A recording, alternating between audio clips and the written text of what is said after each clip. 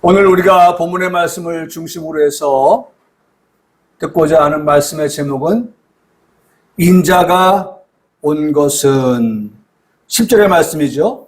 인자가 온 것은. 오늘 이 말씀의 제목을 중심으로 해서 은혜 받는 귀한 시간을 갖기를 원합니다. 그동안에 인물에 대한 설교를 많이 안 해서 늘 마음속에 성경에 많은 인물들이 있는데, 특별히 신약에 등장하는 많은 인물들이 있는데, 특히 복음서에서 많은 인물들을 만나게 되는데, 우리 성도들에게 그 인물들을 좀 이렇게 소개하고 또 그 인물들을 통해서 좀 듣게 되는 말씀을 같이 나누었으면 좋겠다라고 하는 한편의 그런 생각들을 늘 가지고 있었습니다. 그래서 오늘은 그래도 우리가 좀 잘 알고 있는 삭개오, 이 삭개오의 등장, 삭개오의 기록, 이런 것들을 통해서 예수님께서 말씀하시고자 하시는 복음이 무엇인가? 삭개오를 등장을 시켰어요. 그 등장시킨 삭개오를 통해서 하나님께서 말씀하시고자 하시는 복음. 제가 왜 복음이라고 하는 것을 강조하느냐?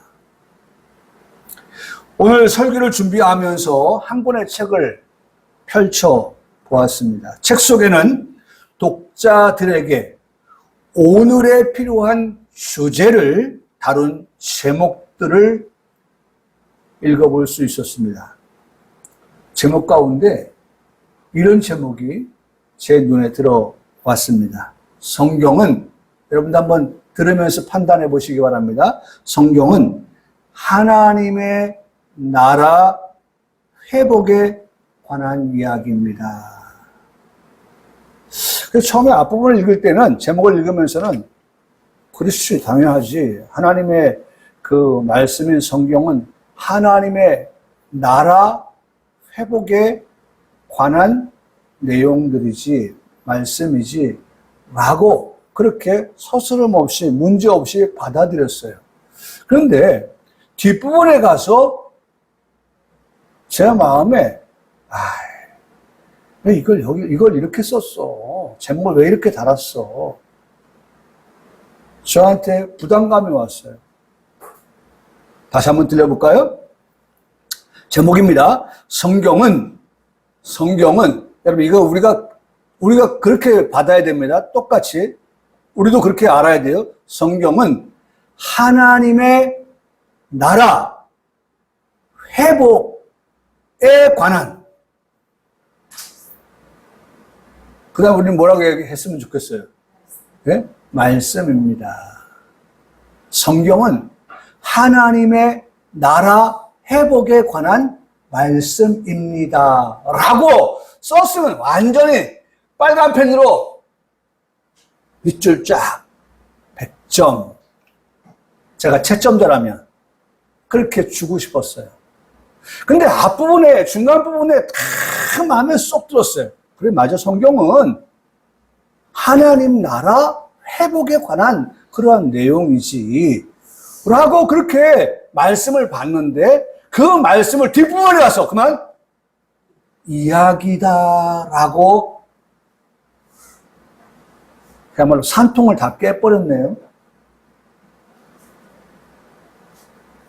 그래서 제가 이걸 우리 성도들한테 조목조목 한번 이해를 시켜보기 위해서 그 제목을 한번 쪼개봤습니다.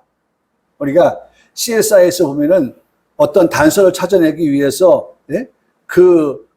채집해 온 그것을 어떻게 합니까? 그 수술용 칼로 말이죠. 예리하게 베어가지고, 그거를 몇 등분 해가지고, 요렇게도 한번 검사해보고, 저렇게도 검사해서, 거기에서 단서를 찾아내는 그런 요원들의 그런 모습들을 우리가 보잖아요. 제가 이 제목을 한번 잘라봤어요.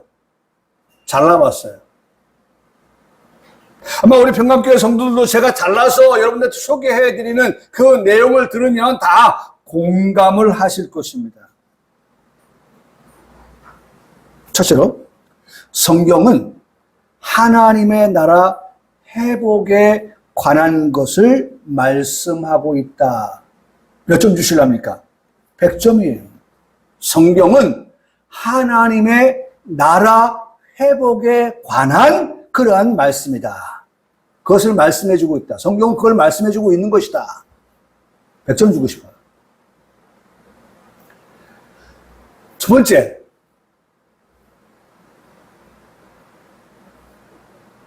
하나님의 나라 회복을 빼고서 제목을 한번 이어봤어요. 성경은 가로 열고 하나님의 나라 회복에 관한, 이걸 가로 열고 빼버렸어요. 성경은 그러면 남은 건 뭐예요? 이야기입니다.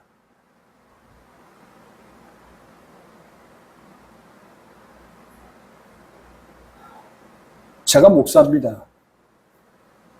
이 제목을 다신 분도 목사님이에요. 성경이 이야기라고요? 성경을 이야기 정도로 취급한다고요? 성경을 이야기의 하나 정도로 본다고요? 성경을 이야기 정도로 전락시킨다고요? 성경입니다. 경의 말씀인 것입니다. 하나님의 말씀입니다. 성경, 제가 찾아보니까 신약에만 기록되어져 있는 단어예요.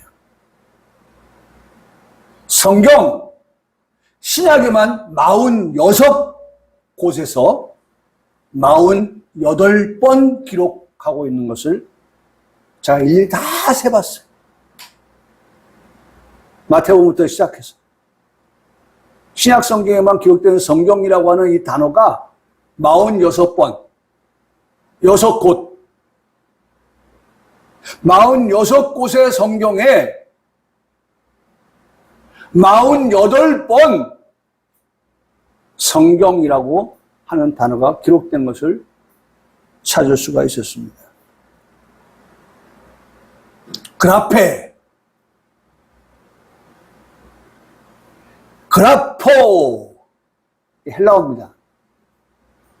그라포에서 유래되어진 그라페, 이것은 색이다 라는 말입니다. 색이다.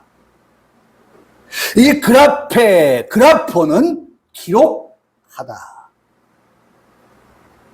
성경, 그라페, 그라포라고 하는 것은 쓰다. 여러분, 이 시간 유 목사가 정치, 경제, 사회, 물론 설교 가운데 제가 하는 이야기들이 있습니다. 그러나 반드시 성경보다 많이, 성경보다 앞서 할 수 없다고 하는 늘 의식을 가지고 말씀을 준비합니다. 나는 이 시간 우리 성도들에게 하나님 말씀을 선포하고 설교할 때에 선포되어지는 말씀 우리의 귀를 통하여서 전달되어질 때에 우리 마음에 그 성경이 그라페, 그라포 새겨지는 말씀으로 기록되어지는 말씀으로 쓰여지는 말씀으로 성경으로 여러분 이 시간도 우리 마음속에 그 성경이 우리 마음에 그라페, 그라포 되어지는 새겨지고 그 다음에 쓰여지고 그 다음에 기록되어지는 그러한 성경 말씀이 되기를 그렇게 소원해 보는 것입니다. 무엇이 성경에는 새겨져 있는 것입니까? 성경에는 무엇을 기록하고 있는 것입니까? 성경에 쓰여 있는 것이 그라페, 그라포가 무엇입니까? 로마서 1장 2절의 말씀에 보면 이 복음은 성경은 뭐냐? 복음이다. 성경은 우리에게 이야기 책 가운데 하나가 아닙니다. 성경은 복음입니다. 성경은 복음인 거예요.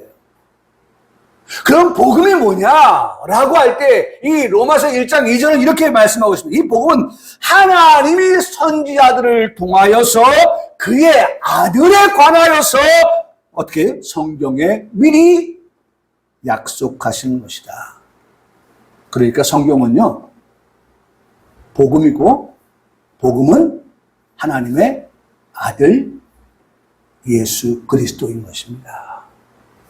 그것을 하나님은 이미 다 그 아들을 보내주시기로 약속하셨고, 그 약속되어진 것을 누굴 통하여서? 선지자들을 통하여서, 종들을 통하여서 기록한 것이 바로 성경이고, 그 성경은 복음이고, 그 복음은 예수 그리스도이시다. 여러분, 저는 제가 이 설교를 지금 하면서 우리 성도들이 처음 듣는 말인데 라고 듣는 성도들이 한 사람도 없는 줄 믿습니다. 들으면서 우리 마음속에 아멘입니다. 맞습니다. 우리가 그렇게 알고 있습니다. 그리고 지금도 그 말씀을 들으면서 내가 그렇게 확신합니다. 그렇게 믿습니다. 라고 하는 그런 심정으로 이 말씀을 듣고 계시는 줄 믿습니다. 그렇죠? 복음이라고 하는 것은요, 다른 것 아니에요. 복음은 하나님의 아들, 곧 제2위이신 예수 그리스도를 하나님이 이미 보내주시고 약속해 주셨고, 그 약속되어진 것을 그 종, 그 선자를 통해서 말씀하여 주시고, 기록하여 주시고, 네? 그래서 그것을 믿는 우리들은 어떻게 구원을 받고 영생을 얻는다. 이게 성경이고, 이게 복음인 것입니다. 다시 한번 말씀드립니다. 복음은 예수 그리스도를 통해서 얻게 되는 구원이고 예수 그리스도를 통해서 얻게 되는 영생이다. 우리는 그 복음을 받았다. 우리는 그 복음을 가지고 있다. 할렐루야. 네. 나는 그렇게 믿습니다. 네. 여러분, 성경은요, 이런 하나님의 아들 예수 그리스도에 관하여서 그라포, 새기다, 기록하다, 쓰다. 바로 성경은 그거라는 겁니다. 그 하나님의 아들 예수 그리스도에 관하여서 기록되어진 성경, 쓰여진 성경, 새겨져 있는 그러한 성경. 성경이 예수 그리스도를 빼놓고 말씀할 수 없어요. 오늘 성경을 설교하는 목사는 예수 그리스도를 빼놓고 설교할 수 없습니다. 그러면 설교가 아니죠. 그러면 성경이 아니죠. 그래서 이야기가 되는 겁니다. 그래서 이야기는 예수 그리스도가 주제가 안 돼도 돼요. 지금 말하고 있는 정치에 대한 어떤 그 핫한 사람, 경제에 대해서, 사회, 문화, 이런 부분에서 얼마든지 이야기하고 다룰 수가 있어요. 그런데 오늘 교회 학교는 성경이란 과목을 가지고 공부할 때에, 말씀을 들을 때에, 그리고 그 말씀을 들으면서 우리 마음판에 그것을 새기고 기록하고 쓸 때에 반드시 그 중심은 누가 되어야 된다? 예수 그리스도가 되어야 된다. 이게 성경이고 이게 복음이다. 여러분, 아까 제가 46곳에서 48번 성경이라는 단어가 쓰여진 것을 찾을 수 있었다는 말씀을 드렸죠. 제가 지금 소개해드리려고 하는 요한복음 5장 39절에 다른 데에서는 다 한 번씩 쓰여지는데 이 요한복음 5장 39절 말씀에서만 3번이 쓰여져 있기 때문에 그래서 46곳에서 48번, 한 곳에서 2번이 더 쓰여진 거죠. 도합하면 3번이 쓰여진 거죠. 다 하나. 마태복음에도, 마태복음 몇 점, 다 제가 찾아보니까 한 번씩, 한 절에 한 번씩 있는데, 유독 이 요한복음 5장 39절 말씀에만 3번이 기록되어 있기 때문에 46, 47, 48번 성경이라는 단어가 쓰여질 수 있었던 것입니다.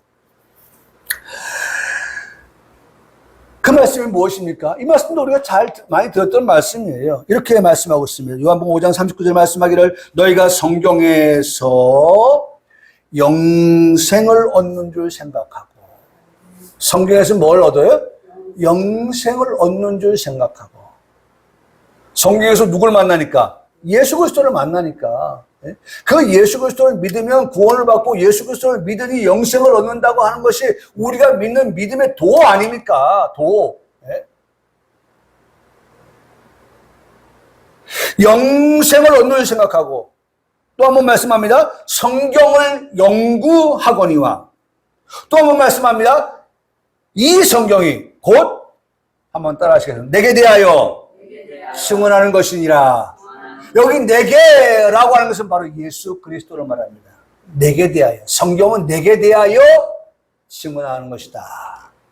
정확하게 말씀하고 있죠. 성경은 무엇을 말하느냐? 누구에 대하여 말하느냐? 무엇은 우리가 구원받고 영생 얻는 것을 말씀해주고 있고, 누구를 말하느냐라고 하는 것은 예수 그리스도를 말씀해주고 있다는 것입니다.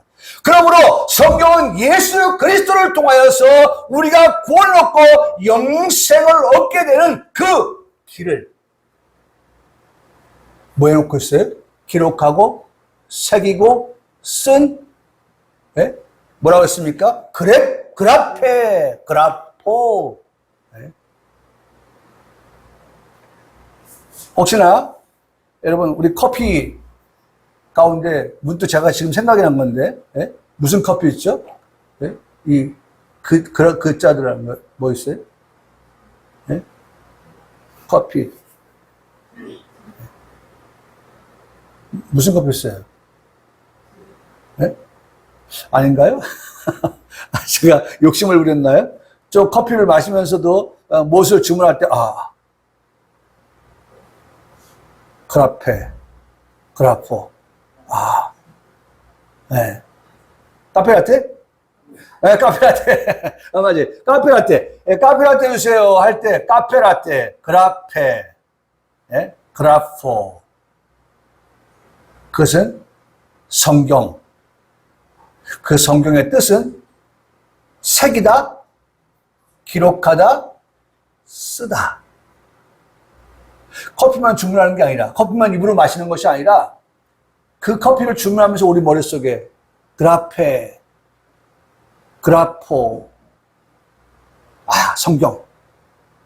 그것은 예수 그리스도에 관하여 쓰여지고 기록되고 새겨졌다 라고 하는 것을 우리가 좀 생각하면 하나님 얼마나 기뻐하실까. 여러분들 커피 마시면서도 날 생각하네. 아이고야 참 기특하다. 네? 커피 주문하면서 그라페를 생각해? 커피 주문하면서 그라포를 생각해? 예수 그리스도를 생각해? 구원을 생각해? 영생을 생각해? 참 어느 교회 성도인지 내가 잘 알지. 평강교회 성도들이지. 참 기특한 놈들. 복을 안 줄 수가 없어, 이놈들. 여러분, 오늘 우리에게 말씀합니다. 근데 이 요한복음 5장 39절의 말씀에서도, 금방 말씀드렸지만, 거기에 보면 성경에 그 말씀에서 발견할 수 있는 것은 영생, 첫째가. 두 번째, 내게 대하여 라고 그렇게 쓰여져 있는 것을 발견할 수가 있다는 것입니다. 성경의 3위 가운데 제2위가 되시는 성자 예수 그리스도에 관하여 말씀하고 있다고 하시니, 그 성자 예수 그리스도는 삼위일체 하나님 가운데의 한 분이시니 그분은 곧 하나님이신 겁니다. 예수 그리스도는 누구예요? 하나님이십니다. 제2위 하나님 되시는 성자 예수 그리스도라는 사실입니다. 그 하나님의 이름을 사람이 감히 함부로 부를 수가 없습니다. 함부로 발음을 해서도 안 되었습니다. 그래서 하나님이라고 부르지 못하고 야훼라고 그렇게 불렀습니다. 현대인의 삶 속에서도 예의 범절을 지킨다고 하는 사람은 자신보다 위에 어른의 이름을 말할 때에는 성을 그리고 이름을 말할 때에 한자 뒤에 자자를 그리고 또 이름 한자 뒤에 자자를 붙여서 말하는 것을 듣게 됩니다. 그러면 우리가 들으면서 아이고 참 그놈 가정교육 참 잘 받았다. 아버지 이름이 네 아버지 이름이 뭐노? 네 어머니 이름이 뭐냐? 라고 물으면 그냥 우리 아버지 박유서 우리 어머니 박정래 뭐 그렇다고 해서 뭐 틀린 건 아니에요. 근데 좀 배웠다고 하면 어떻게 해요? 예, 우리 아버지는 윤자 석자입니다. 예, 우리 어머니는 박정자 예자입니다.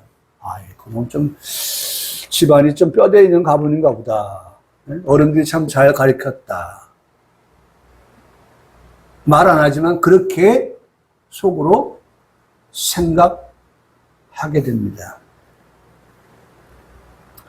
윗 어른에 대한 존경의 의미라고 하는 것입니다. 인간 세계에서도 그렇게 하는 것이 배운 사람의 모습이라고 말하는데 하물며 전능하신 하나님에 관하여 그라페, 그라포, 색이다, 기록하다, 쓰다라고 한다면 적어도 우리는 이제부터 이야기라고 말하지 않아야 합니다.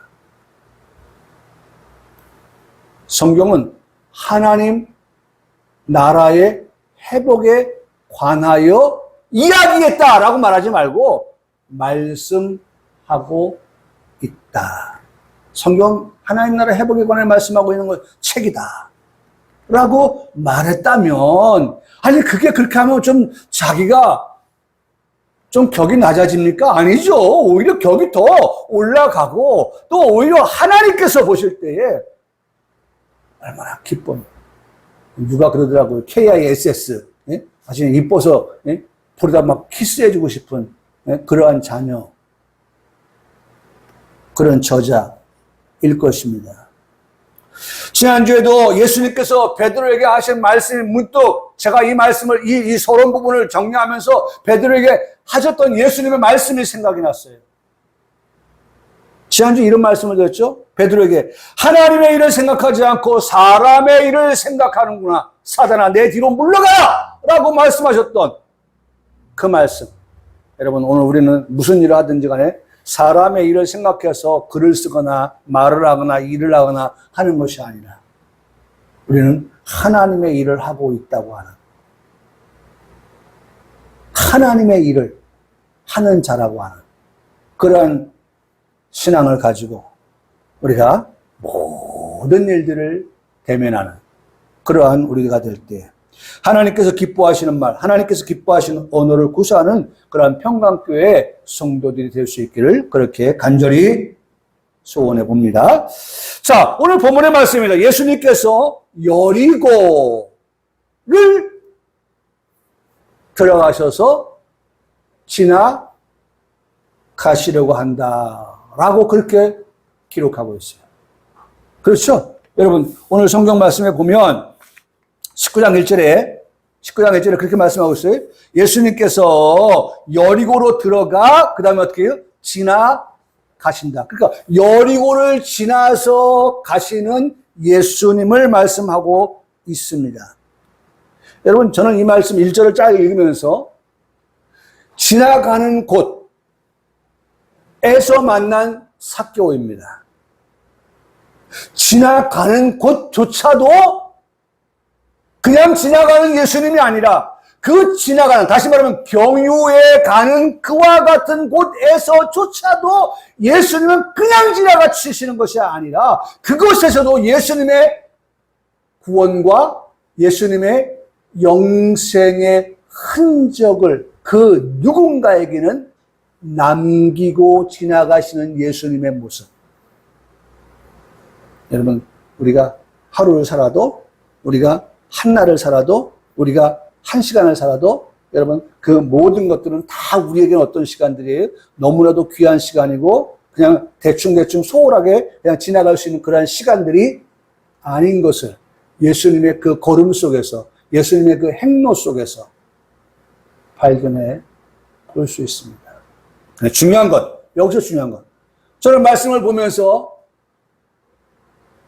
예수님이 지금 여리고를 지나가신다 라고 할 때, 그렇다면 예수님의 최종 목적지가 어디인가?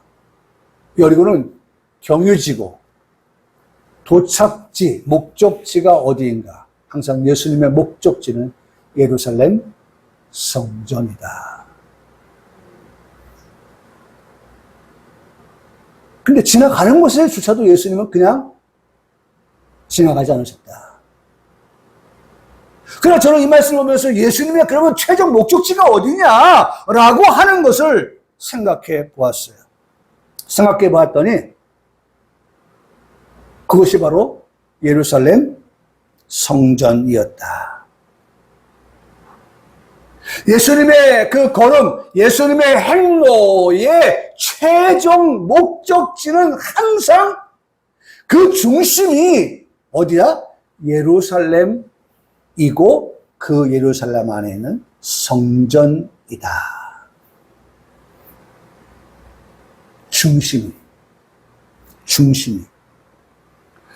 누가 보면 19장 11절의 말씀 보니까 오늘 우리가 19장 보고 있잖아요. 그 11절 말씀 여러분 성경에 보면 눈에 들어올 수 있죠. 11절의 말씀은 이는 자기가 예루살렘에 가까이 오셨고, 보세요. 시작은 여리고를 지나라고 하지만 예수님은 지금 이 걸음의 마지막 도착지는, 목적지는 예루살렘이라고 하는 것을 말씀해 주고 있어요. 또 28절의 말씀에, 19장 28절의 말씀을 가서 보면 예수께서 이 말씀을 하시고 예루살렘을 향하여 앞서 가시니라. 예수님이 가시려고 하는 그 최종 목적지는 어디예요? 예루살렘이라고 하는 것을 말씀에 기록하고 있어요. 여러분, 저는 예수님이 그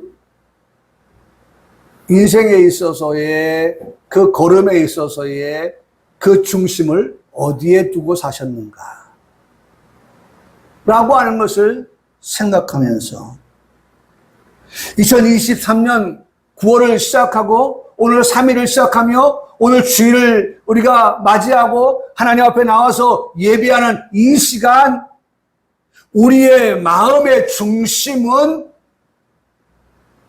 어디이며 또 무엇이며 누구여야 하는가라고 하는 것을 생각해 보았습니다.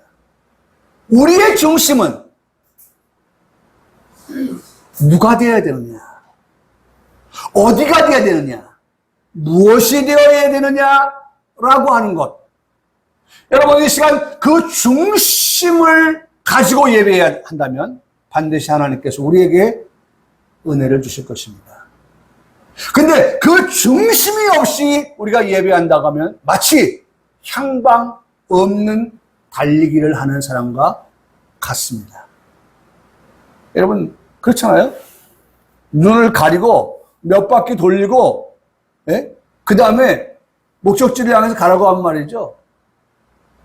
어떤 사람, 개 중에 한 사람은 정말 잘 돌아가지고 목적지를 향해 가는 사람이 개 중에 한 사람이 있을지 모르지만 모두가 다 사람들이 다 바라보고 웃습니다. 거기 아닌데 그쪽으로 가면 안 되지. 정반대인데 그쪽으로 반대, 옆쪽인데.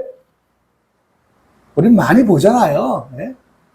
코끼리 해가지고 몇 번 돌아가지고 찾아가게 하는데 얼마나 헤매는 모습을 보고 우리가 웃습니까? 그러니까 우리 중심에 바로 안 되면 무엇, 그 다음에 어디, 그 다음에 누구, 이 세 가지가 우리가 예배할 때 반드시 바로 되지 않냐면 눈 가리고 코끼리 몇 바퀴 돌아서 목적지 찾아가는 그러한 참 우스꽝스러운 그러한 모습을 보이는 우리의 모습이 될 수가 있다는 것입니다. 우리의 삶의 중심이 누가 되어야 하느냐? 그것은 하나님 중심이어야 한다. 누가라고 할 때는 하나님이 중심이 된다.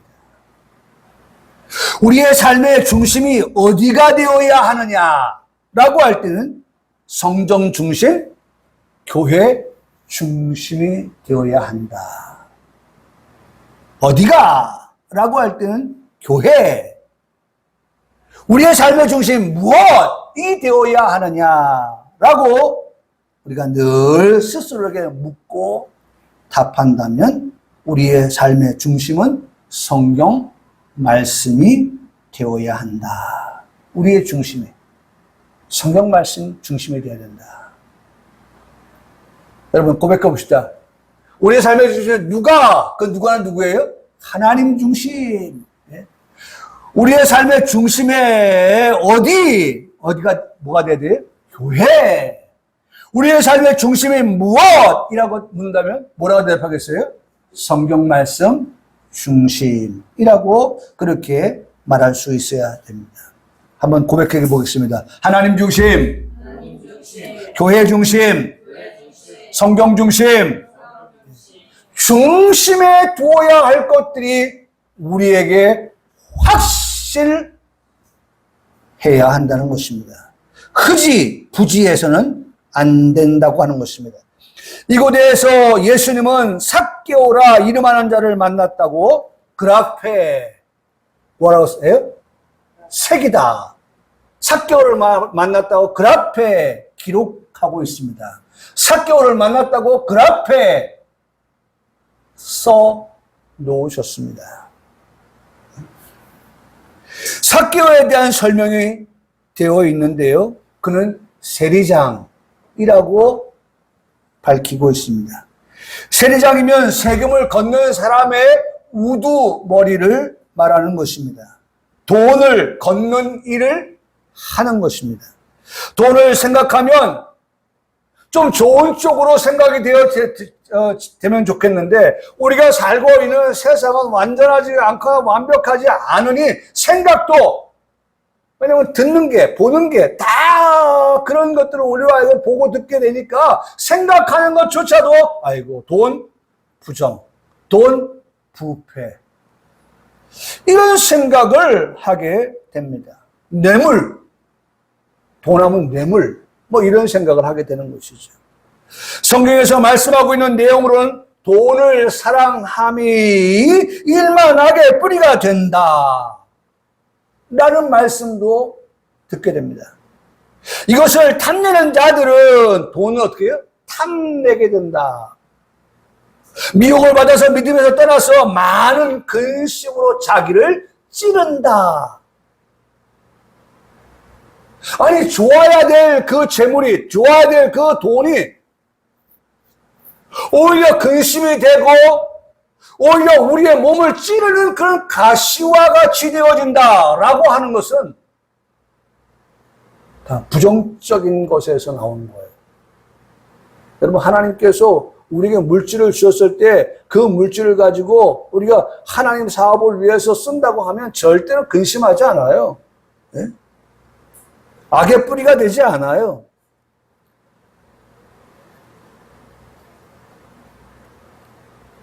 그러니 여러분 세리장이라고 할 때에 왠지 이 삭개오 그렇게 이뻐 보이지 않는다는 것입니다.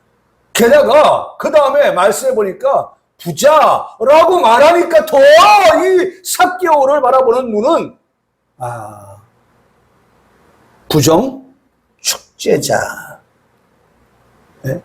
부정 축제를 일삼아서 부자가 된 축제자다라는 생각을 뒷받침해 주고 있습니다.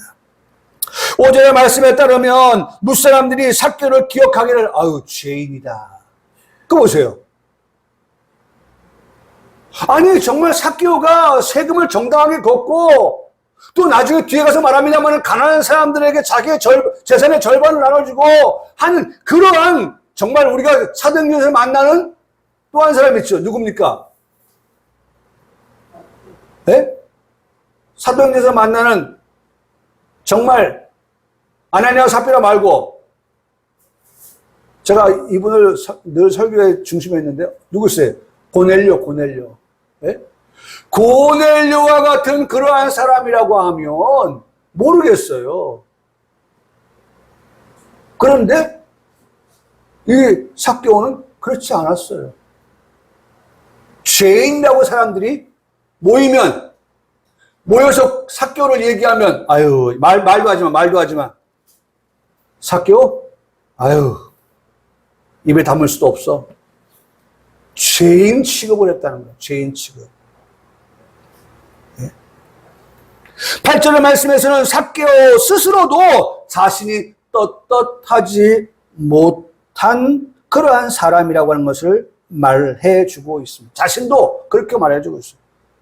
8절에 뭐라고 말씀하고 있습니까? 삭개오가 가서 주께 여짜오되 주여 보시옵소서 내 소유의 절반을 가난한 자들에게 주겠사오며 만일 누구의 것을 속여 빼앗은 일이 있으면 여러분 삭개오가 이 말을 한 것은 속여서 빼앗은 일이 있다고 하는 한편 구석에서의 양심의 외침입니다. 4배나 4배나 갚겠나이다 라고 예수님께 말씀을 드렸어요.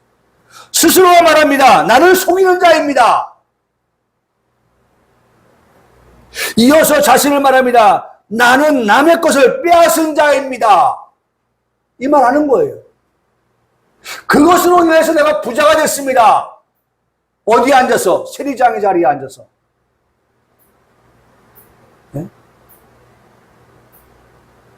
근데 이것을 자신도 알고 백성들도 다 알아요. 주민들도 다 알아요. 주관적으로 자신이 자신을 보아도 객관적으로 남들이 자신을 보아도 나는 죄인이다 라고 하는 것을 감출 수가 없는 분명한 사실이었다는 것입니다. 상종해서는 안 될 사람으로 사람들이 보고 있어요. 가까이 하기에는 너무나 먼 사람이라고 하는 것을 사람들은 삭개오를 대할 때에 그렇게 생각하고 있다는 것입니다. 함께 하였다가는 오명을 뒤집어 쓸 수 있다고 하는 생각마저 들 수 있는 그러한 사람 삭개오. 그런 때에 하나님께서 삭개오의 마음에 이런 마음을 주셨습니다. 그런 상황에서 하나님께서 삭개오의 마음에 죄인의 그런 삭개오의 마음에 하나님께서 회복할 수 있는 그런 기회를 주셨는데 삭개오에게 이런 생각이 들었어요. 예수님께서 어떠한 사람이지? 라고 하는 3절의 말씀에 예수님께서 어떠한 사람인가 하는 그런 궁금한 마음을 그 속에 주셨습니다. 저는 이 삭개오의 마음을 들으면서 하나님 오늘 이 일신동 지역에도 또 이 지구촌 안에도 하나님을 믿기로 작정된 자에게 주시는 마음, 하나님은, 예수님은 어떠한 분이시지? 어떠한 사람이지? 라고 하는 그런 물음표가 그들을 압도하고 그 물음표를 해결받기 위하여 교회 학교로 나오는 많은 그런 학생들. 그래서 학교에 와서, 교회 학교에 와서 그 물음표에 대한 답으로 느낌표로 바뀌어지고 그런 깨달음과 감동을 받는 그러한 은혜가 있게 주옵소서. 이 말씀을 준비하면서 삭개오에게 나도 내가 죄인이라는 것도 알고 사람들도 다 죄인이라고 하는 것을 알고 있는 이 마당에서 하나님께서 그런 삭개오에게 이러한 물음을 갖게 하셨다고 하는 것은 삭개오가 변화되어질 수 있는 놀라운 근거가 되었다. 예수님께서 어떠한 사람인가? 여러분, 예수님에 대하여서 아직 알지 못하는 삭개오의 마음에 이런 물음을 주었다고 하는 것은 그에게 교회가 대답해 줄 수 있는 답이 있어야 되죠. 그렇다면 이미 교회 학교에 나온 지 오래된 1학년, 2학년, 3학년, 4학년, 5학년, 6학년, 이건 중학교, 우리 통합교육을 하고 있는데, 중학교 1, 2, 3, 고 1, 2, 3, 대학, 그 다음에 평생 교육을 받고 있는 우리 성도들의 마음에는 예수님은 어떠한 분이신가? 라고 하는 것에 대한 분명한 뭐가 있어야 돼? 답을 가지고 이 시간 여기 앉아 있어야 되고, 그렇게 우리가 살아갈 때 그런 답을 가지고 예수님에 대한 답을 가지고 살아가는 그러한 성도들이 되어야 마땅한 것이죠. 또한 하나님께서 삭개의 마음속에 주신 것은 예수님을 보고자 하는 마음을 주셨다는 겁니다. 첫째는 뭐예요? 예수님은 어떠한 분이신가? 라고 하는 첫 번째 그런 궁금증. 그리고 삭개오에게 그 예수님을 보고자 라고 하는 그런 마음을 주셨어요. 세 번째, 그리고 예수님 앞으로 달려가서 예수님 앞으로 달려가서 예수님을 알고자 하는 마음, 예수님은 어떤 분이시지? 그래서 예수님을 보고 싶었어요. 그래서 예수님께로 달려갔어요. 그런데 문제가 생겼어요. 꼭 여러분, 우리가 뭔가 정말 하나님 기뻐하시고 거룩한 일들을 할 때에 이런 문제들이 불쑥 돌출되어지는 경우들을 봅니다. 그러면 삭개오가 어떤 문제를 만났습니까? 삭개오는 신체적으로 키가 작은 사람이라고 합니다. 신체적으로 키가 작았어요. 그러니 사람들이 많이 예수님 주변에 있어서 예수님을 보고자 하였지만 볼 수가 없는 그러한 상황에 직면하게 되었던 것입니다.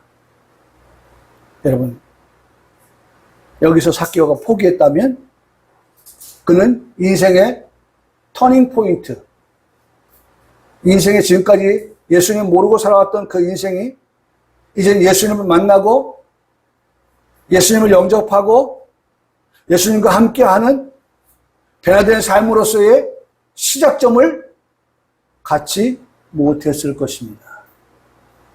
삭개오는 포기할 수 없었습니다. 이게 삭개오의 장점이었던 것 같아요.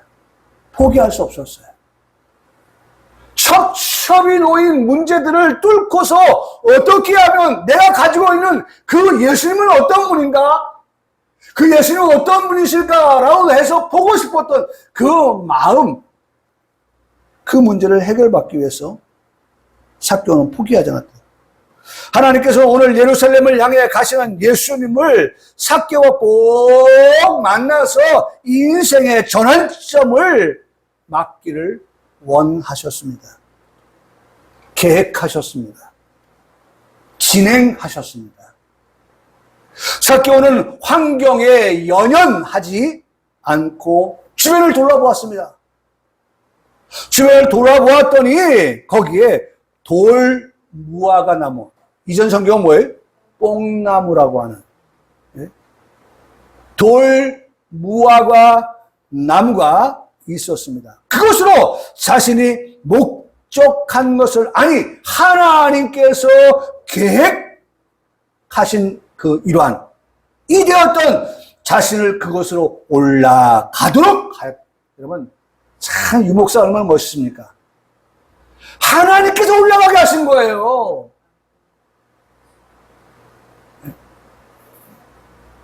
삭개오로 하여금 예수님 어떤 분이실까? 만나보고 싶네. 예수님 보고 싶었어요. 문제가 생겼어요.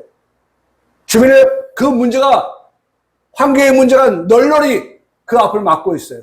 가로막고 있어요. 근데 하나님께서 너 오늘 예수님 오늘 예수님 꼭 만나야 돼. 너 오늘 이 시간 예수님 만나지 않으면 내 인생은 변화받지 못해. 전환점을 이루지 못해. 터닝포인트의 자리가 되지 못해.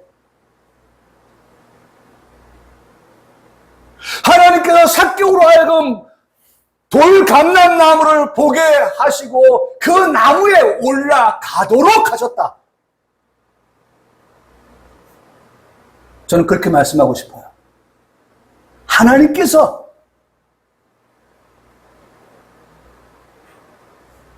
그런 마음, 그런 행동을 할 수 있도록 하게 하셨다.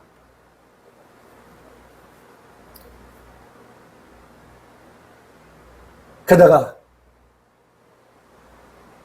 어쩌면 그렇게 시차가 정확하였던지 이 모든 과정을 거치고 나니까 예수님께서 비로소 어떻게 지나가십니다. 그러니까 우리가 타이밍이라고 하잖아요.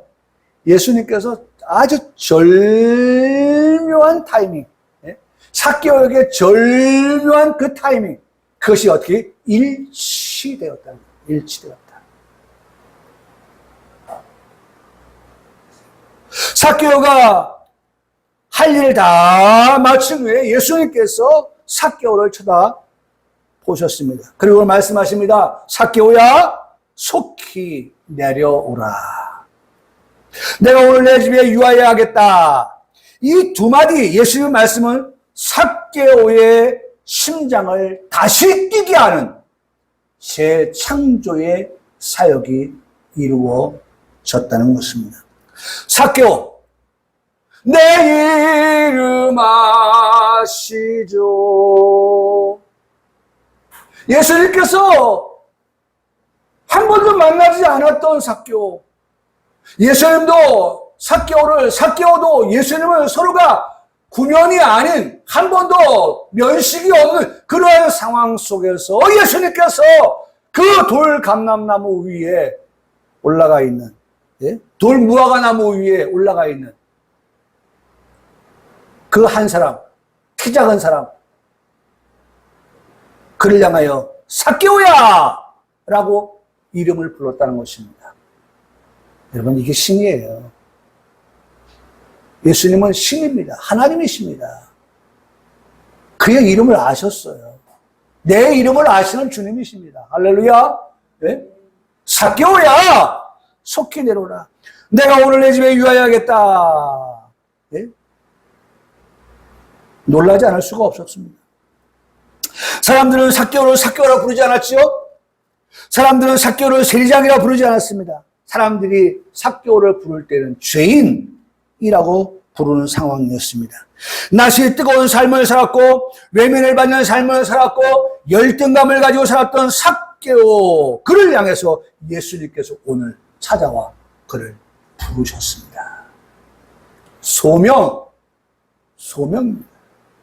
일을 맡은 자가 되어서 충성을 한다면 하나님께서 언제나 찾아와 주시고 부르시고 그리고 만나 주신다는 사실입니다.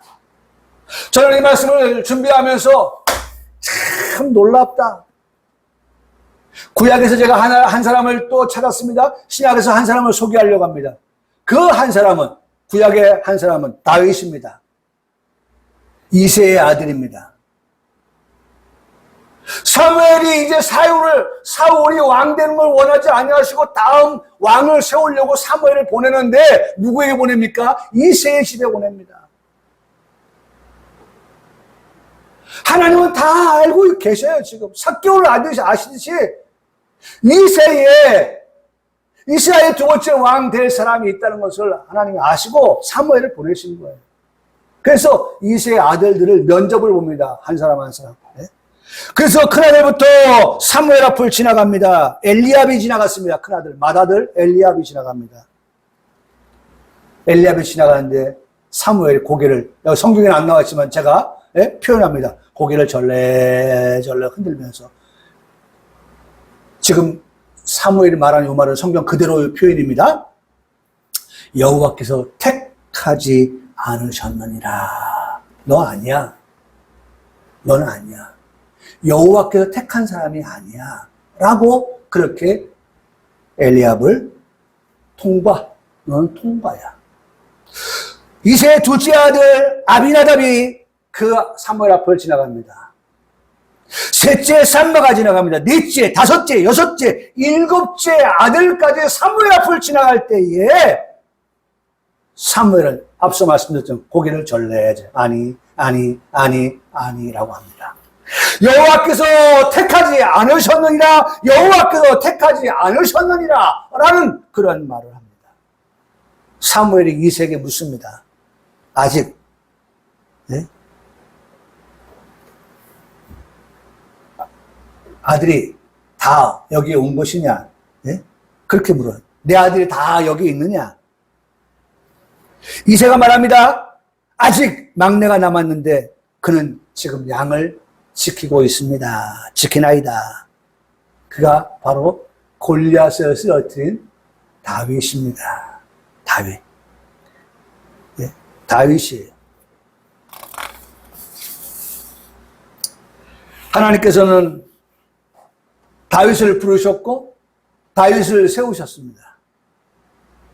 다윗을 소명하신 것입니다. 그래서 다윗에게 꿀병에 담긴 기름을 머리에 그에게 부었다. 성경은 말씀하셨습니다. 그에게 부었다. 그 이후에 다윗은 신의 감동을 받은 사람이 되었다. 라고 그렇게 기록한 말씀을 사무엘상 16장 13절의 말씀에서 읽을 수 있습니다. 하나님께서는 누구에게? 다윗에게 어떻게 해요? 찾아와서 그를 어떻게 해요? 소명, 콜링, 부르셨다. 라고 하는 사실입니다. 오늘 삭개오가 우연히 예수님을 만난 게 아니에요. 지나가는 중에이지만 그는 예수님은 지금 어떻게 해요? 그 여리고를 지나가는 그곳에서 누굴 만나기로 하나님 계획되어 있어요? 삭개오를 만나기로 계획되어 있었던 거예요. 모든 것이 하나님의 계획 속에서 되어지는 거예요. 신약성경에서는 사울아 사울아 내가 어찌하여 나를 핍박하느냐 라고 했던 그 사울 이후에 바울로 개명되어지지만 하나님은 그 사울을 찾아오셨어요. 그리고 그를 불렀어요. 그리고 개명되어지고 그리고 사명을 받은 그에게 이런 말씀을 들려주십니다. 사도행전 9장 15절 말씀에 이 사람은 내 이름을 이방인과 임금들과 이스라엘 자손들에게 전하기 위하여 한번 들어보십시오. 이렇게 말씀해요. 택한 나의 그릇이다. 하나님께서 택했다. 오늘 삭개오도 하나님께서 이 말씀대로 하면 택한 자 삭개오였다는 것입니다. 구약의 말씀에서는 다윗을, 신약의 말씀에서는 바울을 하나님께서 부르셨습니다. 소명하신 것입니다. 다음으로 삭개오의 집에서 삭개오와 함께 계시겠다고 그렇게 말씀하십니다. 이 시간 삭개오는 조금도 주변을 의식할 필요가 없었습니다.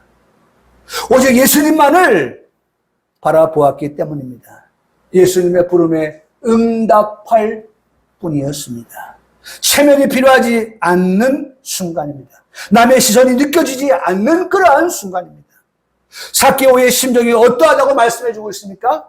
예수님을 영접하여 드리고 난 다음에 삭개오의 그 마음을 성경은 표현하기를 즐거워하였다. 나는 이 말씀을 준비하면서 우리가 예수님을 영접하고 이 시간 예배하는 우리 성도들의 삶에 삭개오의 그 마음과 같이 즐거운 마음으로 이 예배에 임하는 성도들의 자세, 그것은 우리가 매번 예배를 드릴 때마다, 매일 우리가 예배자의 삶을 살아갈 때마다 예수님을 영접한 자로서 우리 마음속에 뭐가 있어야 돼요? 즐거움이, 즐거워하며, 두 번째로 영접하였다 하거늘. 삭개오의 마음이 지금 우리의 마음이 되어야 한다는 것입니다. 하나님께서 죄인된 나를 찾아오셨습니다. 내 이름을 아시고 부르셨습니다. 그리고 나와 함께 하신다고 말씀하여 주십니다. 그러면 당연히 우리에게 즐거움을 찾을 수 있어야 하는 것이 아닙니까? 어찌 기쁘지 않을 수가 있는 것입니까? 즐겁지 않을 수가 있는 것입니까? 어찌 찬양 안 할까? 어찌 찬양하지 않을 수가 있겠습니까? 지금은 이 시간 예배하면서 기뻐하면서 경배하면서 찬양하는 예배, 우리가 이보다 더 기쁘게 예배를 드리고 즐겁게 예배를 드리고 감사함으로 예배를 드리며 경배할 수밖에 없는 것은 구절의 말씀을 우리가 듣기 때문인데, 그 구절의 말씀, 오늘 본문의 구절의 말씀 보십시오. 이렇게 말씀하고 있습니다. 예수께서 이르시되 오늘 구원이 이 집에 이르렀으니 이 사람도 아브라함의 자손이미로다. 여러분, 이 말씀은 우리에게 있는데 기쁘지 않을 수가 없죠. 구원이 우리에게 어떻게 이르렀다. 이를 것이다. 가 아니라 이르렀다. 구원이 이르렀다. 이미 우리가 구원을 받았어요. 받은 구원을 가지고 지금 예배하고 있습니다. 아브라함의 자손이다 라고 그렇게 선언하고 계세요. 이 사람도 아브라함의 자손이다. 아브라함의 이름을 말씀하셨습니다. 아브라함은 믿음의 조상 아닙니까? 다시 말씀을 드리면 믿음으로 얻게 된 구원을 말씀하고 계시는 것입니다. 내가 구원을 받는 필수 불가결한 말씀의 방법이 있다면 그것은 예수님을 믿는 것 아니겠습니까? 예수님을 믿는 모두는 구원을 받는다고, 구원을 얻는다고 그렇게 우리가 알고 있고 그렇게 믿고 있습니다. 이 믿음 가지고 오늘을 예배하는 줄 믿습니다. 이 믿음 가지고 오늘도 즐거운 예배를 하고 있는 것입니다. 평강교회 성도들이요, 주님 다시 오실 때까지 우리를 제자리에서 불러주신 것이 고마워서 잊지 않고 기쁘고 즐거운 마음으로 예배하는 성도 모두가 되시기를 바랍니다. 끝으로 우리가 기억하면 좋을 말씀이 있는데 10절의 말씀을 소개해드리고 말씀을 마칩니다. 인자가 온 것은 잃어버린 자를 찾아 어떻게 구원하려 함이라. 이 말씀은 초림의 예수님이 오심을 말씀하신 것입니다. 그러므로 이 말씀의 성취는 잃어버린 자입니다. 구원을 잃어버린 자입니다. 믿음을 잃어버린 자입니다. 예수님을 잃어버린 자들입니다. 그런 우리에게 예수님이 찾아와 주셨습니다. 믿음을 은혜로 선물로 우리에게 주셨습니다. 구원을 얻게 하여 주셨습니다. 우리에게 끝이 아닙니다. 우리 평강교회 성도들은 한 가지 더 알고 있어야 될 것이 있죠. 다시 오실 재림의 주님을 향한 대망인 것입니다. 죄인의 자리에 머물러 있는 것이 아닌 의인이 되어서의 삶을 살아가야 한다는 것입니다. 의인은 그냥 의인 되는 게 아니에요. 죄와 싸워서 이길 때인 것입니다. 죄와 싸워서 이긴다고 할 때는 내 힘만 의지, 이 찬양을 다시 한번 생각하게 돼요. 이 찬양을 다시 한번 부르게 돼요. 의지할 때는 안 된다는 거죠. 패할 수밖에 없다는 거죠. 네? 힘 있는 장수 나와서 날 대신하여 싸우네. 이 장수 누군가? 주 예수 그리스도 만군의 주로다. 당할 자 누구랴? 다 같이 반드시 이기리로다. 찬송가 585장 내주는 강한 소녀. 9월 첫 주 무더웠던 더위가 물러가고 제법 아침과 저녁으로 선선한 바람이 불어주는 때를 맞았습니다. 평강교회 성도들에게 주신 말씀은 인자가 온 것은 죄인을 부르러 오셨습니다. 이 말씀이 아멘이고요. 평강교회 성도들에게 주시는 말씀은 인자가 온 것은 의인을 찾아 오십니다. 이 말씀이 아멘인 것입니다. 이 한 주간도 의인의 자리에서 양보할 수 없는 삶을 살아가는 성도 모두가 되시길 주님의 이름으로 축복합니다. 아멘.